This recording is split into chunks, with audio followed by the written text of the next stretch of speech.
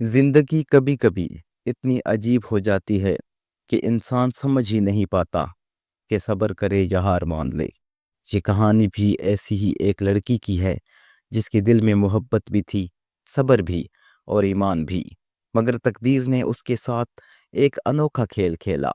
عالیہ لاہور کی ایک عام سی مگر پڑھی لکھی لڑکی تھی، خوابوں سے بھری آنکھیں، دل میں پاکیزہ محبت کا جذبہ اور زبان پر ہمیشہ شکر۔ اسے کبھی یقین نہیں آیا کہ وہ کسی سے محبت کرے گی، مگر پھر زندگی نے اسے حمزہ سے ملا دیا۔ حمزہ نرم لہجے والا، باوقار اور نمازی لڑکا تھا۔ وہ ایک آئی ٹی کمپنی میں کام کرتا تھا اور عالیہ کو آن لائن ایک فری لانس پروجیکٹ کے دوران ملا۔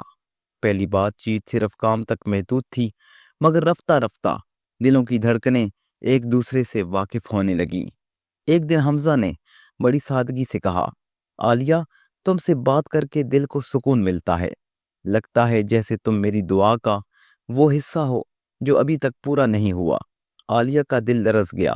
اس نے کبھی کسی سے ایسی بات نہیں سنی تھی، لیکن اس نے جواب میں کہا، اگر یہ سچ ہے تو اسے اللہ کے حوالے چھوڑ دو، جو نصیب میں ہوگا وہ خود آ جائے گا۔ اسی دن سے ان کی باتوں میں نرمی کے ساتھ ایک تقدس بھی شامل ہو گیا۔ دونوں نماز پڑھنے لگے، دعائیں کرنے لگے اور ایک دوسرے کو صبر کا سبق دیتے رہے۔ چند ماہ گزرے تو حمزہ نے اپنے والدین کو عالیہ کے بارے میں بتایا، مگر جواب میں سخت الفاظ ملے۔ ان کے والدین کو عالیہ کا متوسط گھرانہ اور اس کا آن لائن تعلق بالکل پسند نہ آیا۔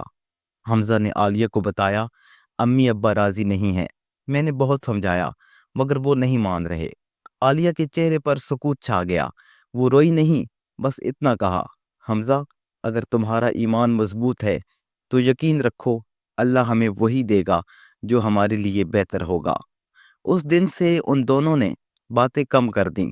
وہ دونوں اپنے رب کے قریب ہو گئے۔ عالیہ نے روز قرآن پڑھنا شروع کیا اور حمزہ نے تہجد۔ محبت اب آزمائش بن چکی تھی، مگر ایمان اب پہلے سے زیادہ مضبوط تھا۔ 6 ماہ گزر گئے۔ عالیہ نے اپنی تعلیم مکمل کی اور ایک اسکول میں پڑھانے لگی۔ زندگی معمول پر آ گئی، مگر دل کے کسی کونے میں حمزہ کی یاد زندہ تھی۔ وہ دعا کرتی، یا اللہ، اگر وہ میرے نصیب میں ہے تو اسے میرے لیے آسان کر دے، اور اگر نہیں تو میرے دل سے اس کی محبت ختم کر دے۔ ایک دن اچانک حمزہ کا پیغام آیا، عالیہ، میں نے نکاح کر لیا ہے امی ابو کی مرضی سے، لیکن یقین جانو تم ہمیشہ میری دعا میں رہو گی۔ عالیہ کے ہاتھوں سے فون گر گیا۔ چند لمحے وہ خاموش رہی، پھر وضو کیا اور سجدے میں گر کر رو دی، یا اللہ، میں تیری رضا پر راضی ہوں۔ اس دن عالیہ نے اپنی محبت کو دفن کر دیا، لیکن اس کے ایمان نے جنم لیا۔ اب وہ ہر بات اللہ پر چھوڑنے لگی۔ 2 سال گزر گئے۔ عالیہ نے اپنی زندگی میں سکون پا لیا تھا۔ اسے ایک نیک دل رشتہ دار ساتھ سے رشتہ آ گیا جو بیرون ملک سے لوٹا تھا، دیندار اور با اخلاق انسان۔ نکاح سادگی سے ہوا۔ عالیہ کے والدین کی آنکھوں میں آنسو خوشی کے تھے۔ شادی کے بعد سعد نے ایک دن کہا، میں نے شادی اس لیے نہیں کی کہ کوئی خوبصورت لڑکی چاہیے تھی، بلکہ اس لیے کہ مجھے ایک ایمان والی بیوی چاہیے تھی۔ عالیہ کی آنکھوں سے آنسو نکل آئے۔ اس نے دل میں سوچا، اللہ نے میرا صبر رنگ لایا۔ چند ماہ بعد سعد اور عالیہ عمرہ کے لیے مکہ گئے۔ وہ دونوں مطاف میں بیٹھے دعائیں کر رہے تھے جب اچانک عالیہ نے پیچھے دیکھا۔ ایک چہرہ جانا پہچانا سا لگا۔ وہ حمزہ تھا۔ حمزہ اب اکیلا تھا۔ اس کے چہرے پر تھکن اور ندامت صاف دکھائی دے رہی تھی۔ وہ اپنی بیوی سے الگ ہو چکا تھا۔ حمزہ نے عالیہ کو دیکھا مگر فوراً نظریں چھکا لیں۔ عالیہ کے دل میں کوئی نفرت نہ تھی، کوئی فخر بھی نہیں، صرف ایک نرم سی مسکراہٹ تھی۔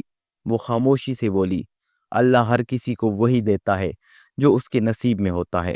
میں نے تمہارے لیے بد دعا نہیں کی، صرف دعا کی تھی، اور شاید اس لیے آج میں مطمئن ہوں۔ حمزہ کی آنکھوں سے آنسو نکل آئے۔ اس نے کہا، تم جیت گئی عالیہ۔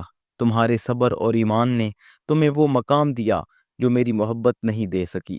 عالیہ نے آسمان کی طرف دیکھا، ہاتھ اٹھائے اور آہستہ کہا، پیار وہ نہیں جو ہم چاہتے ہیں، پیار وہ ہے جو اللہ چاہے۔ صبر وہ نہیں جو ہم دکھاوے کے لیے کرتے ہیں، صبر وہ ہے جو ایمان کے ساتھ کیا جائے۔ اذان کی آواز گونجی۔ حی علی الفلاح، اور عالیہ کی آنکھوں سے آنسو بہہ گئے۔ اس کے دل میں سکون تھا، ایسا سکون جو صرف ایمان والے دلوں کو نصیب ہوتا ہے۔ اگر زندگی میں کبھی محبت آزمائش بن جائے تو اسے صبر اور ایمان سے سہ لو، کیونکہ جو اللہ پر بھروسہ کرتا ہے اللہ اسے کبھی خالی ہاتھ نہیں لوٹاتا۔